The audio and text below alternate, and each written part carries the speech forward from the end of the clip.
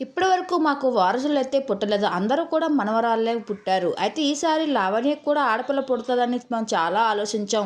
కానీ ఏదైనా తప్పదు కాబట్టి ఇంకా మేము సైలెంట్‌గా ఉండడం అయితే జరిగింది. కానీ ఈసారి లావణ్యకు కవలపిల్ల పుట్టడం అయితే మా ఇంటికి వారసులు రావడం అయితే చాలా ఆనందంగా ఉంది. తనకు ఆరోగ్యం పక్కన పెట్టి మా కోసం, మా కుటుంబం ఆనందం కోసం చాలా చాలా బాధపడింది, కష్టపడింది అంటూ లావణ్య కోసం ఎమోషనల్ అవుతూ వచ్చారు నాగబాబు. అయితే మనందరికీ తెలిసిన విషయమే. లావణ్య, వరుణ్ తేజ్ కూడా ప్రేమించి పెద్దల అంగీకారంతో వాళ్ళ వివాహం ఎంతో ఘనంగా జరుపుకున్నారు.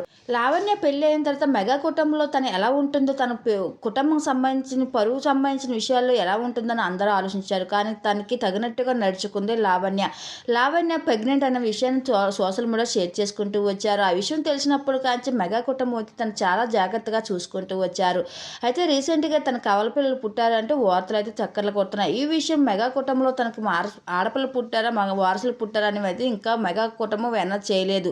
లావణ్య కోసం ఇంక నాగబాబు మాట్లాడుతూ ఎమోషనల్ అవుతూ తన పెళ్ళి అయిన దగ్గర నుంచి మా కుటుంబం కోసం, మా కుటుంబం పరువు కోసం చాలా ఆలోచించింది.